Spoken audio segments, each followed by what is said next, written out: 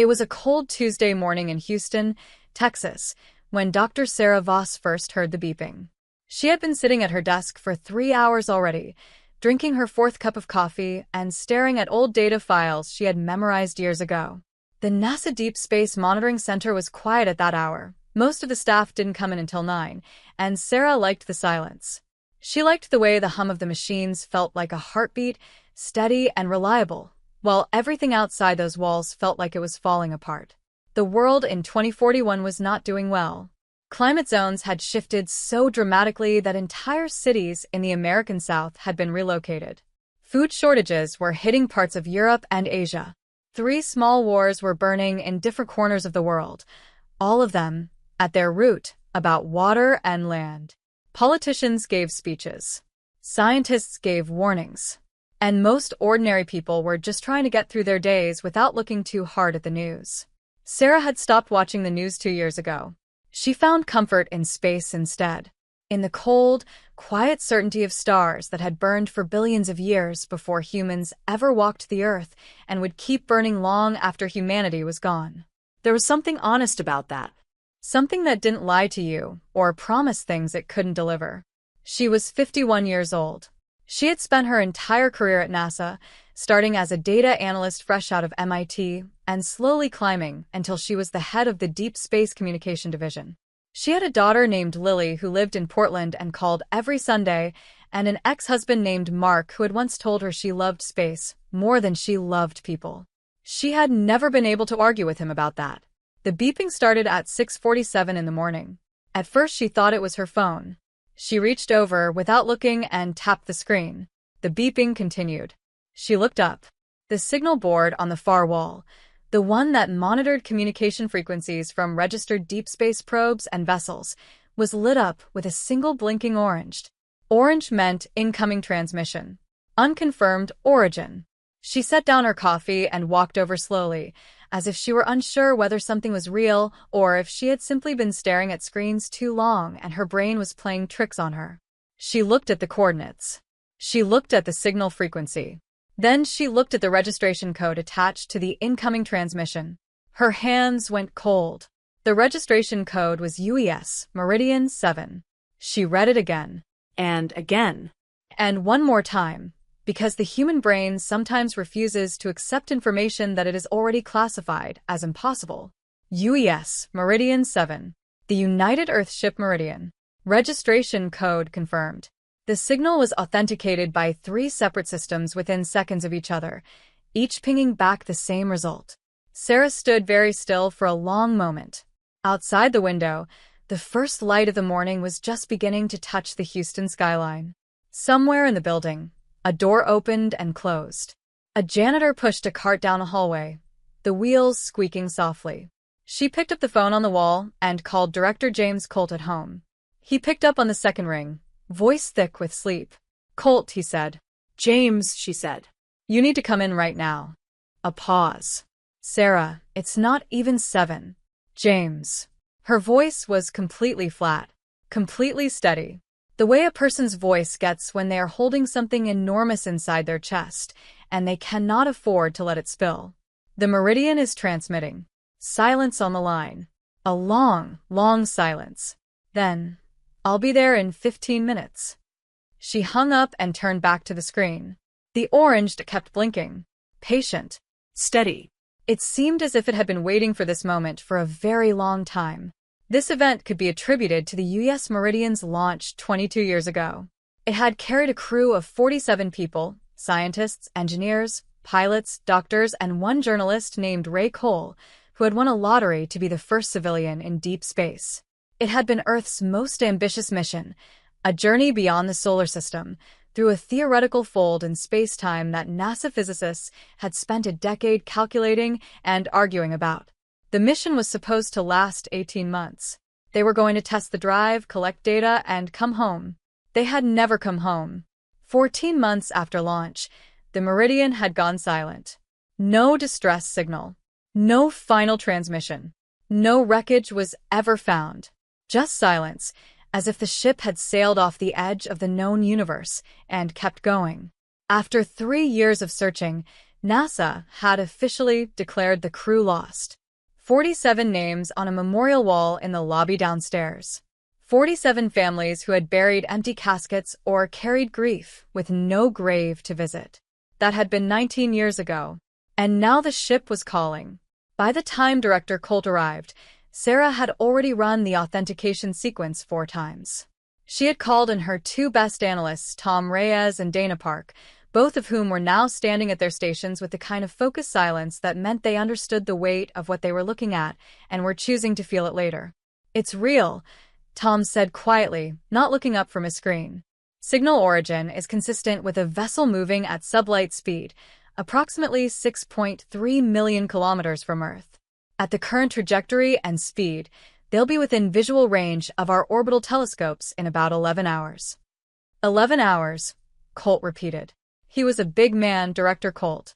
Broad shoulders, silver hair, and the kind of face that had been trained over decades to show nothing when everything was happening. But right now, standing in the blue glow of the monitoring screens, he looked like a man who had just been handed something he didn't have a category for. "Is anyone else picking this signal up?" he asked. "Not yet," Dana said. "The frequency they're transmitting on is an old NASA protocol. Most modern systems wouldn't even recognize it. We almost didn't." "Almost," Sarah said softly. She was still looking at the blinking orange. 22 years. 47 people. An empty wall of names downstairs. "Of SYMJHY," she whispered under her breath, a phrase she had picked up years ago from a Pakistani colleague who used to say it when something changed everything. From now on, everything is different. She didn't know yet how right she was. Within 2 hours of Sarah's call, the Deep Space Monitoring Center had gone from a quiet morning building to something that looked more like a war room. Director Colt had made 3 phone calls, to the Secretary of Defense, to the President's Chief Science Advisor, and to the head of the Joint Chiefs. All 3 of those calls had resulted in more phone calls, which had resulted in black SUVs pulling up to the building and people in suits and uniforms walking very quickly down hallways. Sarah didn't like any of them. She had spent her career working around people who wore their authority like armor. People who walked into a room and immediately started calculating how to take it over. She understood why they were here. A ship that had been missing for 22 years doesn't come back without attracting that kind of attention, but she also understood that the moment the suits took over, the science would become secondary. It always did. She stayed at her station and kept working. The signal was growing stronger. The meridian was moving toward Earth at a steady pace, not the emergency burn of a damaged ship limping home, but something deliberate, controlled. Whatever condition the ship was in, whoever was flying it, they were making a choice to come back at this exact speed. Tom had run the numbers 3 times. They could be here in 4 hours if they increase speed, he told Sarah quietly. They're choosing not to. They're taking their time. Why? Dana asked. Nobody answered. Around 9 in the morning, a woman named Colonel Rita Hayes arrived. She was military, Air Force, attached to something called the Special Aerospace Incidents Division, which Sarah had never heard of. Hayes was in her mid-40s, sharp-eyed, and wore her dark hair pulled back with a kind of tightness that suggested she hadn't worn it any other way in 20 years. She walked straight to Sarah's station without introducing herself to anyone else. "Dr. Voss," she said. "Walk me through what you know." Sarah looked at her for a moment. Then she walked her through it, the signal, the authentication, the trajectory, all of it. Hayes listened without interrupting once, which Sarah respected more than she expected to. When Sarah finished, Hayes said, "Have you attempted two-way contact?" "Multiple times," Sarah said. No response. "They're transmitting a single looping signal, the registration code, their current coordinates, and one other element." "What element?" Sarah turned back to her screen and pulled up the secondary data stream. "This," she said. It was a sequence. Not Morse code, not any human language. A mathematical pattern, prime numbers cascading into something more complex, folding into each other in a way that made Tom's hands shake slightly when he first decoded it. "What is that?" Hayes asked. "We don't fully know yet," Sarah admitted. "But the base structure is a prime sequence, which means it's not random. Somebody built this structure. And the deeper you go into it, the more it looks like..." She hesitated. Like what? Hayes pressed. Like instructions, Tom said from his station. He didn't look up. Like somebody is trying to teach us something. And they're starting from the very beginning. Like they're not sure how much we know. The room went quiet. On the wall across from Sarah's station were photographs. They had been there since the memorial was established, small framed headshots of each of the 47 crew members of the Meridian. Mission Commander Elena Rodriguez, Chief Engineer Paul Shute, and Dr. Marcus Webb, the ship's doctor. Ray Cole, the journalist, was 29 years old when he left and smiled at the camera like a man who had just won everything. Sarah looked at those photographs every single day. She had been on the ground team during the Meridian's launch. She had watched the ship rise on the enormous monitor in mission control and felt a kind of joy she couldn't fully describe, a lifting feeling, like the whole human race was going somewhere. And then they had gone silent. And the joy had turned into grief, and the grief had calcified over the years into something quieter and harder and permanent. She turned away from the photographs and back to her screen. "There's something else," she said. "Something I haven't told anyone yet, because I wanted to run it more than once." Hayes looked at her. "The ship's mass signature," Sarah said quietly. "We're picking it up now through gravitational displacement readings. The Meridian left Earth with a gross mass of approximately 42,000 metric tons. Fully fueled, fully loaded." "And," Hayes said. Sarah pulled up the displacement reading. "It's coming back with a mass of approximately 680,000 metric tons." The number sat in the air like a stone dropped in still water. Hayes stared at the reading. "That's 16 times the original mass." "Yes," Sarah said. "What is it carrying?" "Caro," Sarah said softly, using the word the way her colleague had taught her, not as a name but as a marker, a line in the story where everything turns. Here. This moment is where it changes. That is the question. By noon, the orbital telescope images started coming in. They appeared on the main display screen in slow, building detail, first as a smear of light, then as a shape, then as something that stopped every conversation in the room and held it there like a caught breath. The Meridian had been a beautiful ship. Sarah remembered it clearly from the launch, long and sleek, built like a deep-sea vessel adapted for vacuum, with a cylindrical main hull, 2 rotating habitat rings, and the enormous full-drive housing at the rear that had been the cutting edge of human engineering when it launched. It had been about 400 meters long. It had looked powerful and precise, and it was deeply, unmistakably human. What was coming back was different. The main hull was still there. You could see it if you knew what you were looking for. The original cylindrical shape of the Meridian was visible underneath, and within the larger structure, like the skeleton of something that had been rebuilt around itself. But something else entirely surrounded it, grew from it, and integrated with it in ways that none of them could immediately understand. The ship was now enormous. Where the Meridian had been 400 meters long, this vessel appeared to be nearly 2 kilometers from end to end. Structures had been added, or grown, because added implied a process that looked familiar, and nothing about what they were seeing looked familiar. That extended in flowing, curved shapes from the original hull. There were no hard angles. No bolts or seams or welds. Everything was smooth and continuous, as if the ship had been sculpted from a single material rather than assembled from parts. And it was glowing slightly. Not brightly. Not the way a star glows or a flame does. More like the way certain deep-sea creatures glow, a faint, internal luminescence that pulsed very slowly, as if the ship itself were breathing. Nobody in the room spoke for almost a full minute. Then General Marcus Ford, who had arrived an hour earlier and taken up a position near the back of the room with 3 aides, said in a very controlled voice, "Is that our ship?" "The registration signal is coming from that vessel," Dana said carefully. "The hull origin matches. The mass displacement matches what we calculated earlier." "That doesn't answer my question," Ford said. "Yes," Sarah said. "It does."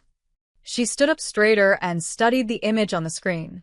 Every instinct she had as a scientist was firing at once, wonder and caution and a deep, hungry need to understand. This discovery was what she had given her life to. Not for a moment like this specifically, you couldn't prepare for a moment like this, but for the kind of work that made a moment like this possible. They transformed it, she said.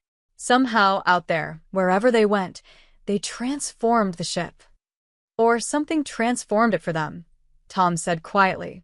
Or something transformed it for them, Sarah agreed. They. Colonel Hayes stepped forward.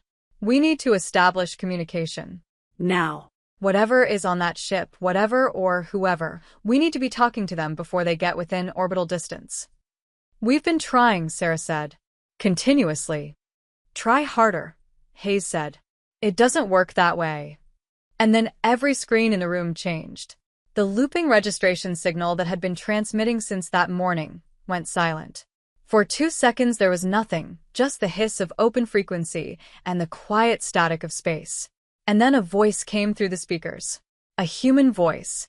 A woman's voice, slightly rough, slightly tired, but completely steady. Unmistakably human. Unmistakably alive. Houston. This is Commander Elena Rodriguez of the U.S. Meridian. We are returning home. We are all alive, all 47 of us. Please do not be afraid of what you see. Please do not be afraid of us. We have a tremendous deal to tell you, and we need you to be calm when we land, because what we are bringing back is going to change everything. A pause. We are not a threat. We are still human. We are still your people. Another pause. Shorter. But we have seen things. We have learned things. And the world you knew when we left, it is not going to be the same world after we come home. I'm sorry for that. But I believe, with everything I am, that it will be better. The transmission ended. The room was completely silent. Sarah realized she had both her hands pressed flat against her console, as if she needed to feel something solid beneath her palms. Her heart was moving fast. Her eyes burned slightly, like when you hold back something that has been waiting a long time. 47 people. All alive. She looked at the photographs on the wall.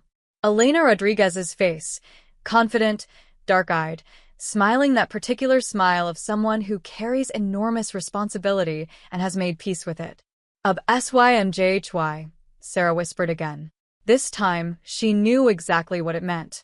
They had 11 hours' notice, which was both a lot and almost nothing at all. In those 11 hours, the United States government went from contained awareness to controlled chaos to something that could only be described as a very expensive, very powerful attempt to manage the unmanageable. The president was briefed. The UN Secretary-General was briefed. The heads of state of the G20 nations were called. Military assets were quietly repositioned. Airspace over a 200-mile radius around Edwards Air Force Base in California, the designated landing site, was locked down hard. And despite all of that, despite every effort to keep things quiet just a little longer, the internet found out by 2 p.m.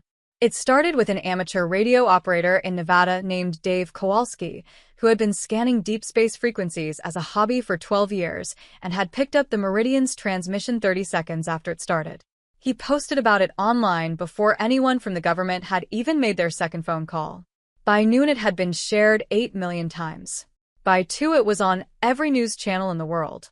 By 4, the crowd gathering outside Edwards Air Force Base stretched for 3 miles in every direction. Sarah watched the news coverage on a small screen at the corner of her station and felt a complicated mix of emotions, frustration at the security breach, because there were good reasons to have controlled this, and something else, something quieter, that felt almost like relief. Because this belonged to everyone. It had always belonged to everyone. She was on a transport to Edwards by 5 p.m., along with Director Colt, Colonel Hayes, General Ford, and a rotating cast of people in suits who all seemed to be on their phones constantly and whom Sarah had already mentally sorted into 2 categories: the ones who wanted to understand what was happening and the ones who wanted to control it. The drive to the base took 3 times as long as it should have because the roads were packed. People had come from everywhere, from Las Vegas, from Los Angeles, from as far as San Francisco, and they were standing in the desert heat with their phones held up like offerings, waiting. Some of them had signs. Most of them just had their eyes wide and fixed on the sky.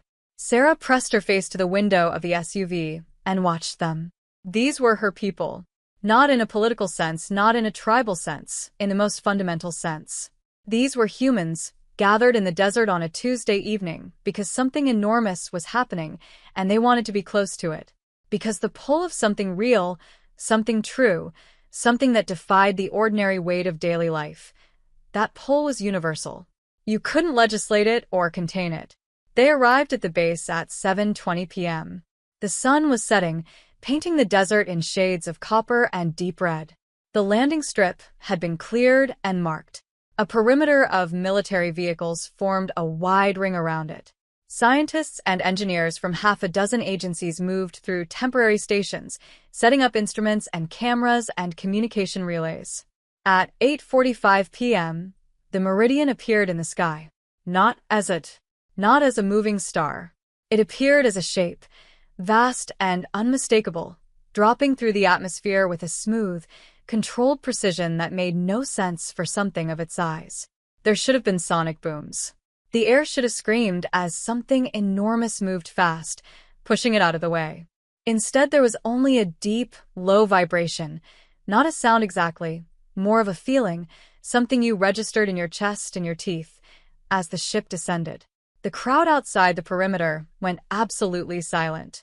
Millions of people watching on screens around the world went silent. The meridian, or the thing that contained the meridian, settled onto the landing strip with a gentleness that was almost tender. The glowing pulse of its hull cast a pale blue-white light across the desert, illuminating the dust and the faces of the people watching, and for a moment everything looked like something out of a dream, the kind of dream you have when you are running a fever, where ordinary things become luminous and strange and fill you with a feeling you can't quite name but will remember forever.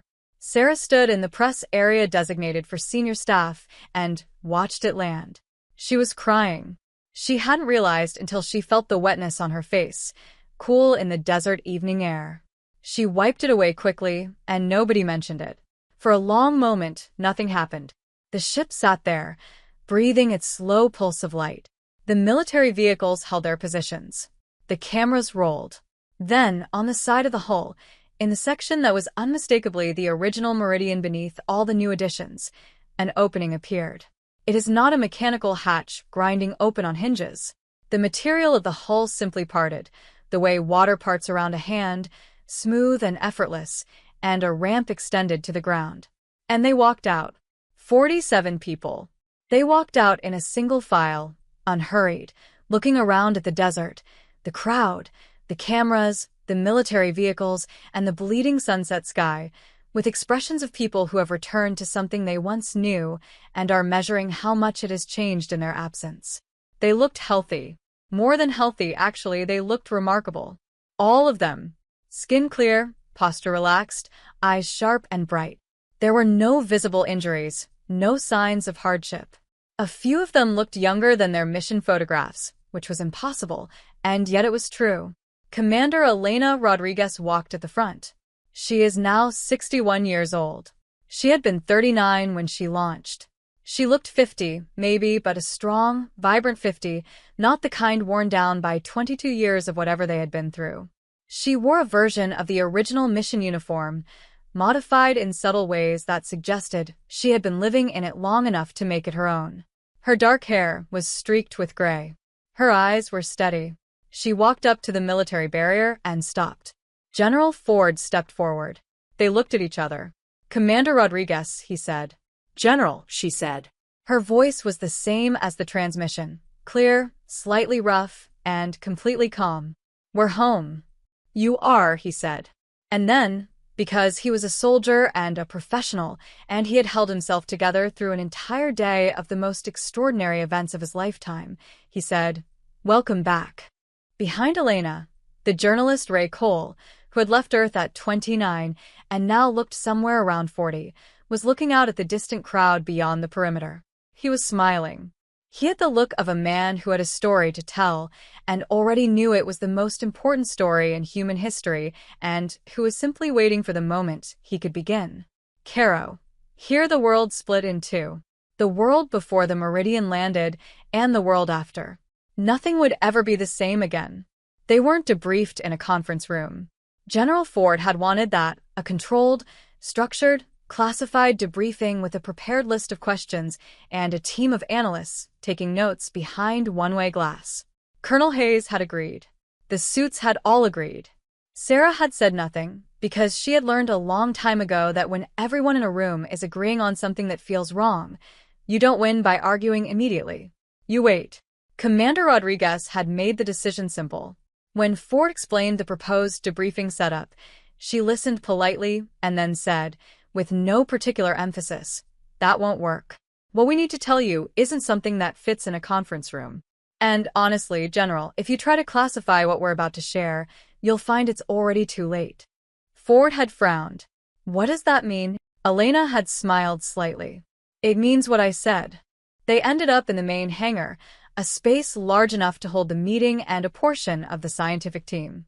Sarah made sure she was in the room. Elena had asked for her specifically, which had surprised Sarah until Elena said, quietly during the initial handshake, "You kept the monitoring station pointed at our last known trajectory even after they officially ended the search. For 19 years. Someone told me." Sarah had felt something loosen in her chest that she hadn't realized was tight. "Of course I did," she said. Elena squeezed her hand once. Then she turned to face the assembled room. She stood in front of them without notes, without a presentation, without anything except herself and 22 years of experience that showed in every line of her face and every word she chose. "I'm going to tell you what happened," she said. "All of it. Starting from the beginning." The room went completely quiet. 14 months after launch, we achieved the fold, she said. The drive worked exactly as calculated. For approximately 4 seconds of ship time, which translated to slightly over 3 weeks of Earth time, we moved through compressed space-time. When we came out on the other side, we were approximately 12 light-years from Earth, in the outer boundary of a star system we had no name for. Silence. Someone near the back coughed once, and then went still. The system had 7 planets. The 4th planet from the star was inhabited. She said it simply, without drama, the way you state a fact you have lived with long enough that its weight has become ordinary to you, by a civilization approximately 1,400 years more advanced than ours. The room absorbed her words. "They detected us immediately," Elena continued. "We were not subtle. A full drive entry into an inhabited system is, apparently, quite loud. They sent a vessel to meet us within 6 hours. A single, small vessel carrying 3 individuals. They did not come armed. They came with what I can only describe as curiosity." She paused. "First contact," she said, "was nothing like the movies. There was no instant universal translator. There was no immediate threat or demand. There were just 3 beings, patient and quiet, floating in space a few hundred meters from our ship, waiting to see what we would do." "What did you do?" Sarah asked. Elena looked at her. "We opened a channel. We transmitted mathematics, and they responded." A brief pause.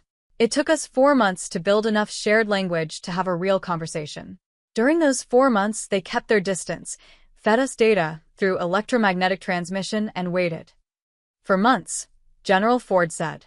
"You made contact 4 months in and didn't try to transmit back to Earth?" "We tried," Elena said calmly. "Our long-range communication array had been damaged during the fold, a problem we hadn't anticipated. We couldn't transmit over that distance with the equipment we had. And before you ask, we did not ask them for help immediately because we were 4 months into learning their language, and we did not yet fully understand what asking them for something would mean." Ford nodded slowly. "They are called—" Elena paused, and she made a sound that no human throat could reproduce exactly. "The closest translation is the Remembers. They call themselves that because their civilization is built around the concept of preserved knowledge. Every discovery they have ever made, every scientific breakthrough, every philosophical development, every lessons learned from every mistake are recorded, maintained, and taught. Nothing is lost. Nothing is forgotten. It is the foundation of everything they are." "How long have they been around?" Tom Reyes asked. He had somehow gotten into the room. Sarah saw him in the back, pressed against the wall, with his notebook out. "Their civilization is approximately 40,000 years old," Elena said. The number moved through the room like a cold current. "They have made contact with 11 other civilizations," Elena said. 4 of them no longer exist. 3 destroyed themselves, different methods, same root cause. They developed technology faster than they developed wisdom. One was destroyed by a natural event. Two exist but declined ongoing contact, and two are active partners of the Remembers. And us? Someone asked from behind. Elena looked toward the voice. They have known about us for approximately 600 years, she said. They've been watching, deciding whether to make contact. The decision is never made lightly for them. They've watched civilizations destroy themselves before, and they've learned that timing matters. They were watching us and waiting. Waiting for what? Sarah asked quietly. Waiting to see if we were going to make it, Elena said. Silence. And, Sarah said. Elena held her gaze for a moment. The jury is still out, she said honestly. That's one of the things they wanted me to tell you. Caro, here, Elena paused, and in that pause, every person in the room understood that they were no longer sitting in a debriefing. They were sitting at the most important conversation in the history of their species. The next morning, they opened the ship. Not to military inspection. Elena had been clear about that, with a quiet firmness that brooked no argument. The technology on this ship is not a weapon, she had said. It is not a military asset. If we point what we've brought back at each other, we have failed the Remembers test. Ford had pushed back on that. Hayes had pushed back. 3 different government officials had pushed back. Elena had listened to all of them with the patience of someone who had spent years learning to communicate across the boundaries of entirely different civilizations, and therefore found disagreement with members of her own species relatively manageable. In the end, a compromise was reached. A joint team, scientists, engineers, 2 military observers in an advisory capacity, and Sarah would enter the ship together. No weapons taken in. Everything is documented, recorded, and shared across a consortium of international scientific institutions simultaneously, not funneled through a single government first. Elena had agreed to that. She had, Sarah suspected, been counting on exactly that outcome. Sarah stepped onto the ship at 9:14 in the morning. The ramp was smooth under her feet, not metallic, not plastic, but something between the two, with a very slight warmth to it, the way a surface holds warmth after the sun has been on it. The interior of the ship was not dark. It was filled with a soft, even light that seemed to come from the walls themselves rather than from any fixed source. The light was neither warm nor cold. It was simply clear, the kind of light in which you could see everything without any shadows. The original sections of the Meridian were immediately recognizable. The crew quarters, the command deck layout, and the engineering corridors, they were still there, still structured the way they had been when the ship launched, though everything had been maintained with a care that spoke of years of habitation. It was the same way a house looks when someone has lived in it lovingly for a long time, worn in the right places, attended to, made into a home. But beyond those original sections, the ship was something else entirely. There were rooms aboard that had no parallel in human engineering. Chambers whose walls were covered in a material that responded to proximity. As you walked toward it, the surface would shift, restructuring itself into complex geometric patterns that changed depending on the angle you approached from. Sarah reached out to touch one wall, and it was warm and faintly vibrating, and her hand left a mark that slowly, over the course of about 10 seconds, smoothed itself away like water returning to calm. "What is this material?" she asked Elena, who was walking beside her. "We don't have a word for it," Elena said. "The Remembers call it something that translates roughly as living structure. It's not alive in the biological sense. It doesn't have cells or metabolism, but it exhibits a kind of adaptive intelligence. It responds to its environment. It optimizes itself constantly." "They gave this to you?" Sarah said. "They taught us how to make it," Elena said. There was an important difference in that, and her tone made clear she knew it. They walked deeper in. There was a room that Elena called the power core. It occupied the center of the ship's expanded section, a sphere approximately 30 meters in diameter. In the middle of the sphere, suspended without any visible support, was something that looked almost like a crystal, irregular, faceted, deep blue-black in color, roughly the size of a refrigerator. It pulsed with the same slow rhythm as the ship's exterior glow. "That is a zero-point energy condenser," Elena said. "It draws power from the quantum vacuum, from the energy that exists in empty space at the subatomic level. The remembers have been using this technology for 800 years. One condenser of this size can power a city of 2 million people indefinitely. Dr. James Park, one of the physicists on the joint team, had been silent since they entered the ship. He spoke now. His voice was cautious. Indefinitely as in no fuel source? No fuel source, Elena confirmed. No waste. No emissions. No depletion. Park turned and looked at Sarah. His face was completely controlled except for his eyes, which were doing the same thing her eyes had done the previous morning at her monitoring station, refusing to believe what they were reading. One of these units, Elena said, can be built with materials available on Earth. We brought back full technical specifications. Materials list, construction sequence, calibration protocols. Everything. How many specs did you bring back? Sarah asked. Elena looked at her steadily. HFY, from now on, you are going to need to think about technology differently, she said. It is not a series of single discoveries. What we brought back is a system. Everything connects to everything else. The power technology connects to the material science. The material science connects to the medical technology. The medical technology connects to food systems. The food systems connect to climate restoration capabilities. A pause. We brought back 37 complete technical systems, Elena said. Each one is revolutionary on its own. Together, they are comprehensive enough to solve every major crisis currently threatening human civilization. The room was absolutely silent. Outside, through the hull of the ship, Sarah could feel, not hear, but feel, the steady, living pulse of the vessel around them. Caro, right here. This exact moment. This was the line. While Elena was walking scientists through the ship, Ray Cole was sitting in a folding chair in a quiet corner of the hangar, and he was talking to Sarah's analyst, Dana Park. He had asked for Dana specifically, not any of the officials, not the military observers, not the government representatives.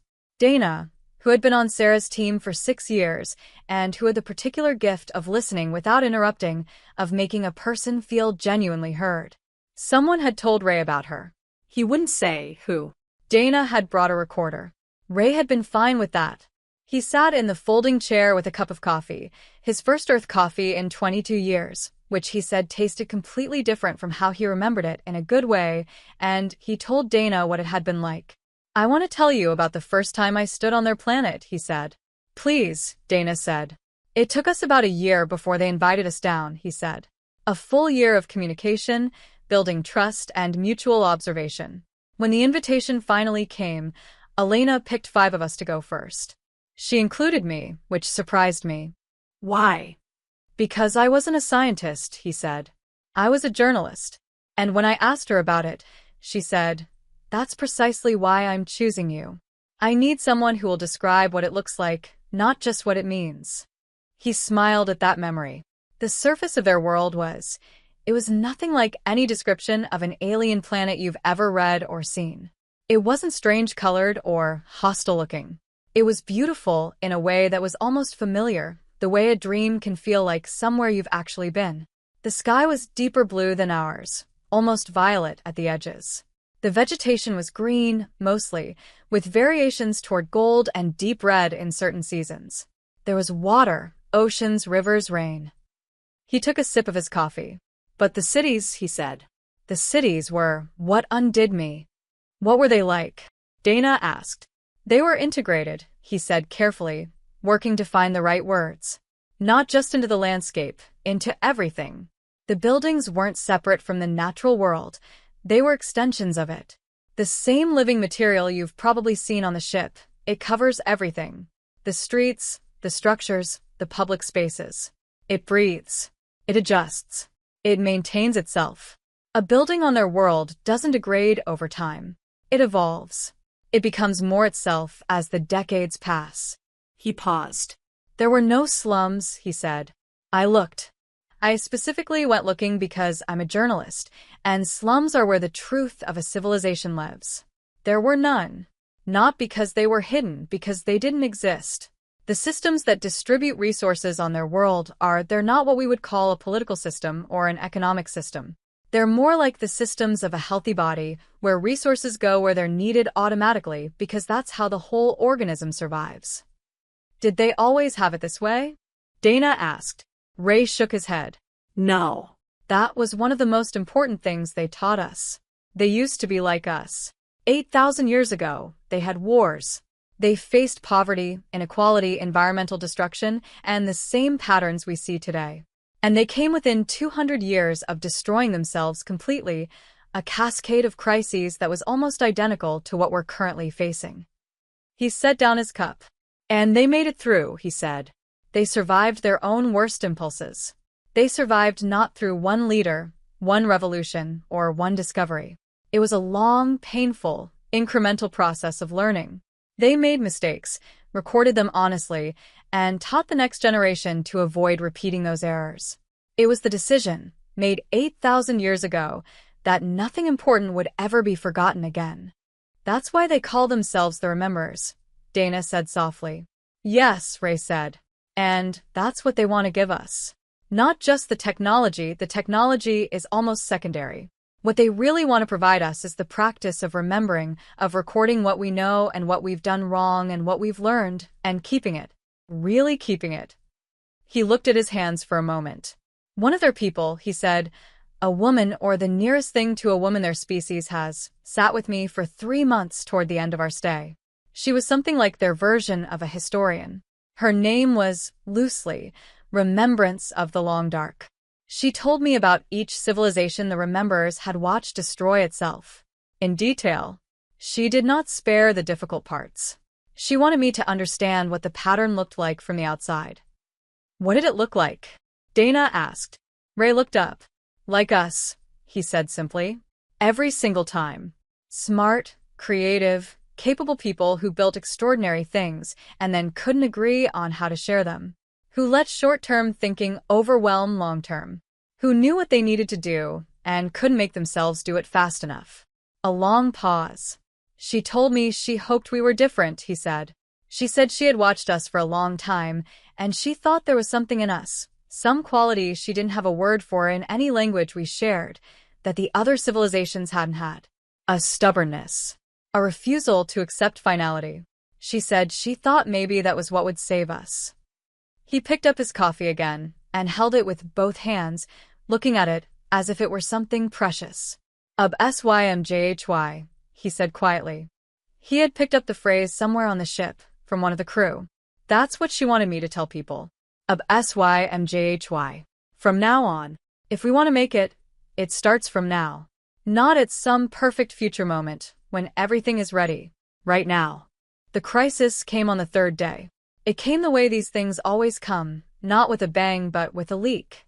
Specifically, 3 classified intelligence documents appeared on an anonymous server at 2 a.m. These documents had been prepared by an analyst inside the Department of Defense who had decided, unilaterally, that the American public needed to know something the government was keeping from them. The documents were not wrong about what they described. They were mistaken about almost everything else. What the documents claimed, the Meridian crew had been altered by the alien civilization. Biologically modified. The alien civilization had altered the Meridian crew in ways that rendered them no longer fully human. The document used the word compromise. It used the phrase potential vectors. It said, in the dry clinical language of threat assessment, cannot rule out the possibility of a long-term infiltration strategy designed to introduce foreign influence into key decision-making structures. By 6 a.m., the story was everywhere. Sarah found out when her phone started ringing and didn't stop. She read the documents at her kitchen table in the guest housing on base, drinking coffee she didn't taste, going through each page carefully. Then she put the phone down and sat for a minute. She was angry. Not the hot, reactive kind of rage, the cold kind.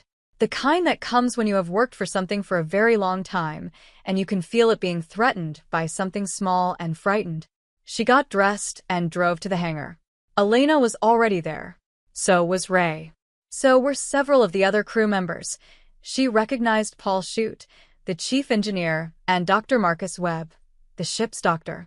They were gathered in a quiet cluster near the ship's ramp, and they were reading the same documents on a tablet that someone had brought them. Elena looked up when Sarah walked over. How bad? Elena asked. Bad, Sarah said honestly. The crowds outside the base are already reacting. There are counter-protests. Someone threw a rock through a window in the town nearest the base. Cable news has had every talking head in the country on for the last 2 hours. Elena nodded slowly. They're not wrong that we've changed, she said quietly. We have changed. Of course we've changed after spending 22 years away from Earth, living in another civilization, and learning things that restructured our understanding of reality. Anyone would. Have you been biologically modified? Sarah asked. She said it directly because that was the question, and there was no use in going around it. Elena met her eyes. Yes. Sarah waited. The rememberers offered us medical treatments, Elena said. About 3 years in, after we had been living among them long enough to understand what they were offering and why. The treatments work at the cellular level. They correct certain types of accumulated genetic damage and extend what they call the active period of biological function. The crew voted on it individually. Everyone was given full information. Everyone chose freely. 39 of us accepted. 8 declined. What do the treatments do, practically? Sarah asked. They slow the aging process, Elena said. Significantly. And they correct the kind of cellular deterioration that leads to cancer and organ failure and the degenerative diseases that currently kill most humans in their 60s and 70s. Sarah sat with that for a moment. How long? She asked. The rememberers who have lived with these treatments for their full lives, Elena said carefully, have lifespans of approximately 300 to 400 years. With continued access to the treatment protocols, which can be reproduced on Earth, the same 300 to 400 years is theoretically achievable for humans. The silence between them was very full. That, Sarah said slowly, will be harder for people to process than the energy technology. Yes, Elena said. I know. That's why the documents are getting traction, Sarah said. It's not really about the infiltration theory. That's a container for a fear that people don't have language for yet. The fear that the world is changing faster than they can understand. I know, Elena said again. From outside the base perimeter, faintly audible even inside the hangar, there were voices. Crowds. The sound of the world processing something enormous, and not always processing it well. Paul Shute spoke up from the cluster of crew members. He was a big, quiet man from North Carolina, an engineer's engineer, the kind of person who resolved problems with his hands and said little that wasn't useful. What do we do? He asked. Elena looked at him. Then she looked at Sarah. Caro, she said. We tell the truth. All of it. Everything. No more controlled releases, no more managed disclosures. We go in front of cameras and we tell every single human being on the planet exactly what happened, exactly what we are, and exactly what we've brought back. And we trust them. What if they don't trust us back? Sarah asked. Elena's expression was steady and tired, and it was absolutely clear. Then we'll have lost before we started, she said. But I've spent 22 years with a civilization that bet everything on the idea that honesty is the only thing that builds trust that lasts. HFY.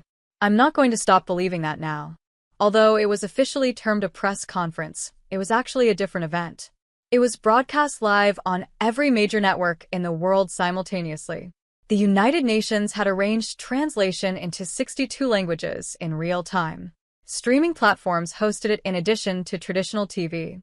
By the time it started, the estimated simultaneous audience was 3.8 billion people, nearly half the human race, watching together.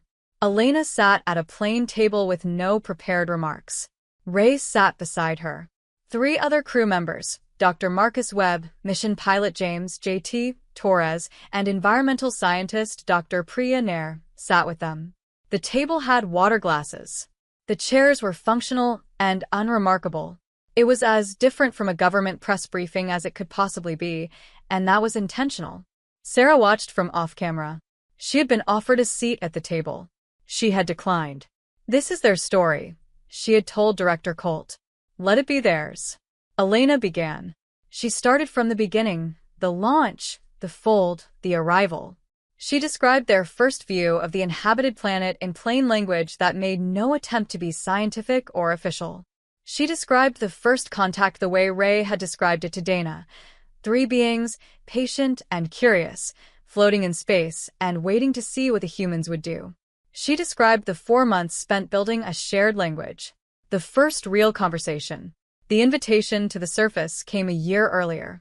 The surface itself, the violet sky, the living cities, the absolute absence of poverty or waste or violence. She described the offer they were given. Not to take human civilization and transform it by force, but to share knowledge. To give humanity the tools to solve its own problems if it wanted them. They did not give us these things because they thought we deserved them, Elena said clearly. They gave them to us because they believed we had the capacity to use them well, if we chose to. That choice is not theirs to make. It is ours. She described the technology, every system, plainly, in terms that a person without a science background could understand. Energy, without fuel. Medicine adds centuries to a human's life. Materials that build themselves and never degrade. Food systems that can end hunger without destroying land. Climate technology that can begin reversing the damage already done to Earth's atmosphere within a decade. She described the medical treatments she and 38 of her crew had accepted. She did not apologize for it. She did not minimize it. She said, quietly and clearly, I chose this. I am still the same person who left Earth. I am a changed version of that person, the way every person changes over 22 years of living. I am also a person who will, if things go as the treatments suggest, live for another 300 years or more. I want to spend those years here, on Earth, with you. She described the 4 civilizations that had destroyed themselves. She described the pattern that those civilizations all shared. She looked into the camera directly without flinching and said, we are in that pattern right now. I am not telling you this story to frighten you. I am telling you because the rememberers have watched this enough times to know that the civilizations who made it through were the ones who were told the truth early enough to do something about it. Then she stopped. She took a slow breath. We did not bring back a gift, she said. We brought back a choice.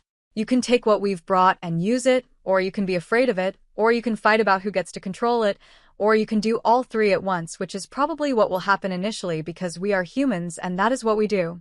But eventually, and I believe this completely, eventually the better part of us will win. It always has, by the narrowest margins and at the last possible moment, but it always has. HFY and HFY, she said. From now on, this is where it starts, not in some distant future when we've sorted ourselves out. Right here, right now, amidst all our chaos, fear, and stubbornness. She paused one final time. The rememberers will be watching, she said. I think they're rooting for us. She stopped. For a moment there was no sound. Then, in the press room, someone began to clap. And then everyone began to clap. And in living rooms and phone screens and tablets across the world, 3.8 billion people sat with what they had just heard and began, slowly, unevenly, imperfectly, to process the fact that the world had changed. The year after the Meridian landed was the hardest year in recent human history and also, depending on who you asked and what you measured, the most extraordinary. It went both ways at once, the way big things always do. In the first 3 months, there were protests in 42 countries, some against the technology, some demanding immediate access to it, and some that were really about something else entirely and were just using the Meridian as a convenient focus for existing anger. 2 governments fell. 1 new alliance formed between 5 nations that had never formally cooperated. The United Nations held 17 emergency sessions. There were people who believed Elena and Ray and the crew completely and immediately. There were people who believed none of it and said so loudly and without ceasing.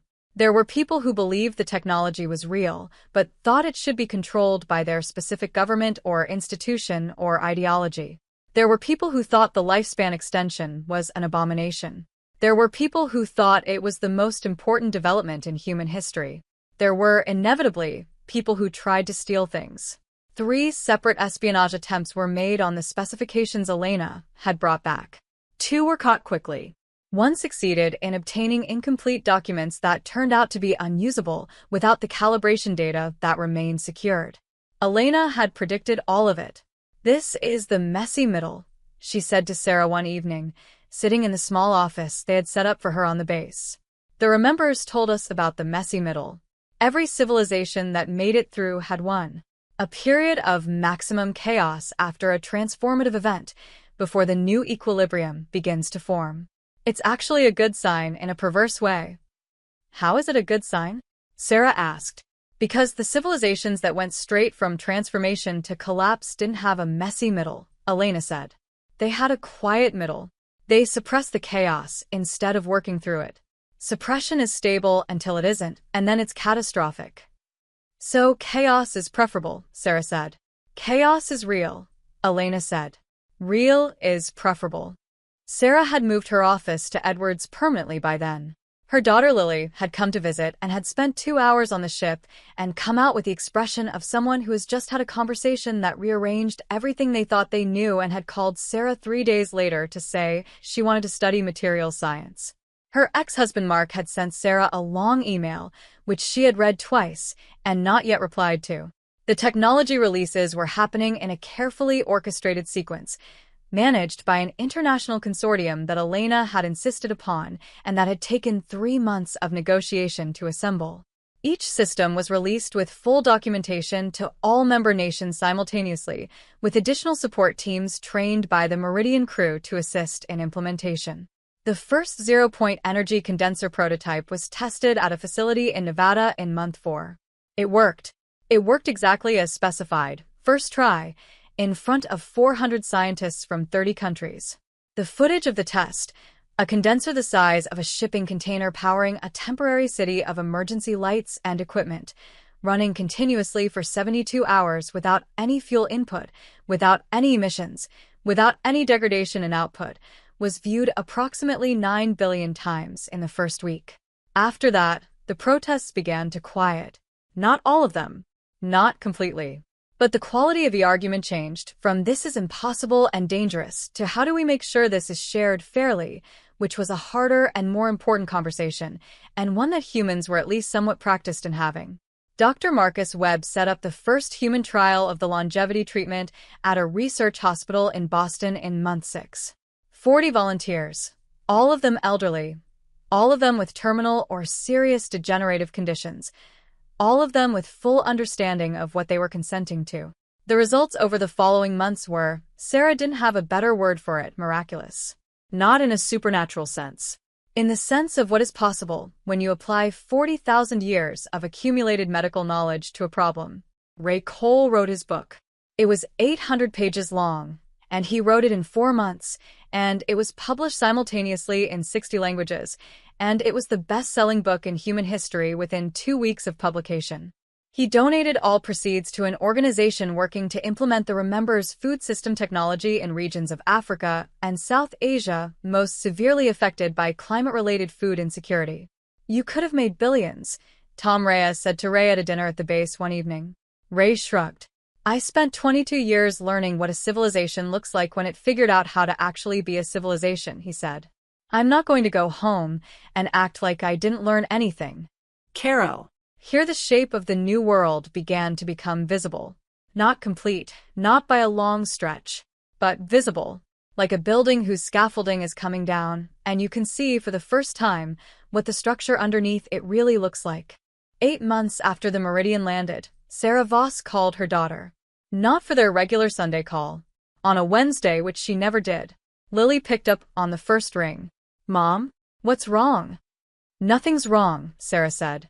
I wanted to talk to you. Not about work. A brief silence. Okay, Lily said carefully. Sarah was sitting on the steps outside the hangar. It was evening. The desert was doing what it did in the evenings, turning colors, gold and amber and deep red, the sky going from blue to a deeper blue at the horizon. The Meridian sat inside the hangar behind her. She could feel it, the faint warmth of it through the wall, the barely there vibration that she had come to find comforting over the months, the way you find the heartbeat of a sleeping person comforting. I've been thinking about something Elena told me, she said. The Rememberers, they don't just record scientific knowledge. They record personal knowledge too. Individuals' lives, their thoughts, their emotional histories, not for posterity or vanity. Because they believe that a civilization is only as wise as the sum of its individual people's experience, and that you can't separate scientific progress from human emotional truth. That's beautiful, Lily said. She told me that each of the crew members wrote what they called a life account while they were away, Sarah said. A full examination of everything they thought they knew, everything they'd gotten wrong, everything they wished they'd done differently, and what they wanted their remaining time to be used for. Did she share hers? She showed me the first page, Sarah said. Just the first page. It started with, I am 61 years old, and I have perhaps 300 more years to live. I do not intend to spend them the same way I spent the first 61. Lily was quiet for a moment. Are you thinking about writing yours? Sarah looked at the sky. I think I already am, she said. That's what this call is. I want you to know, and I haven't said this in the right way, maybe ever, that I know the years when you were growing up, I was more present here. She gestured at the desert around her, the work, all of it, than I was at home. And I told myself it was important work, which it was, and I told myself you understood, which you did, but understanding isn't the same as it being okay. And I would like to mention that I'm sorry for the parts where it wasn't okay. Silence on the line. Mom, Lily said. Her voice was soft. I've been waiting 8 years to hear you say that.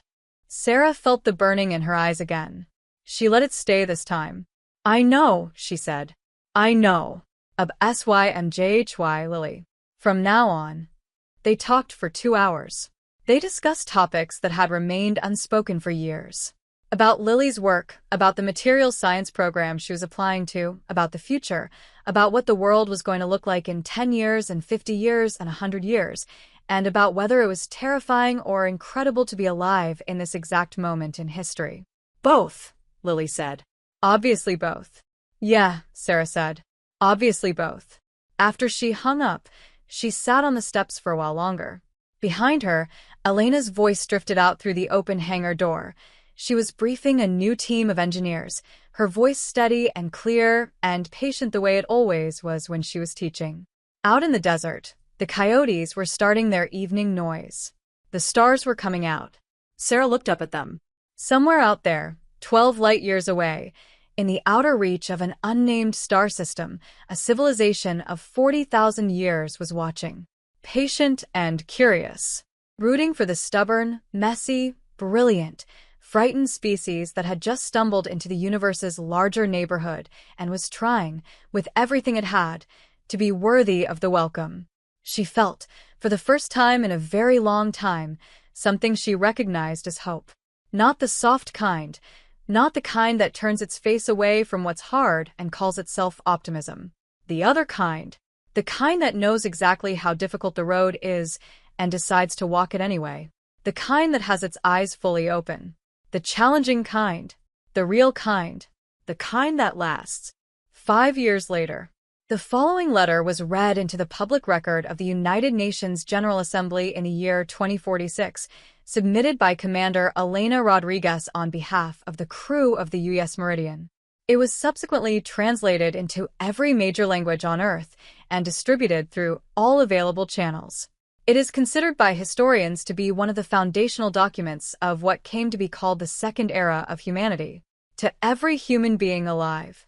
We have been home for 5 years now.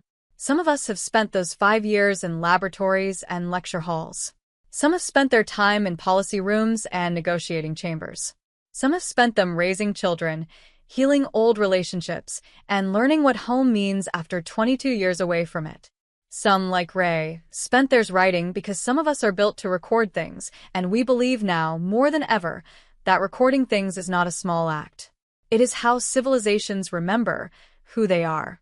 5 years ago, we came back with technology that could change everything. You have used it. Imperfectly, beautifully imperfectly, the way all human things are imperfect. You have used it. The first full-scale zero-point energy installations are operational on 4 continents. The climate restoration program has begun, and the data shows that the atmosphere is beginning to correct, albeit slowly. The longevity treatments are in Phase 3 trials globally, available now in 17 countries and expanding. Hunger in the regions most affected by climate-driven food failure is down 40% in 3 years. That is not a miracle. That is people choosing, with all the difficulty that entails, to share what they have. We will not tell you that the hard part is over. The remembers told us something about long games. The beginning of improvement is when most civilizations stop. They want better. Because better becomes the new normal, complacency returns, and the long work of staying vigilant is exhausting. We are asking you not to stop. We are asking you to remember, always, every generation, without ceasing, what was at stake and what was chosen and what it cost and what it saved. We are asking you to be rememberers. The beings who taught us would not call themselves our saviors.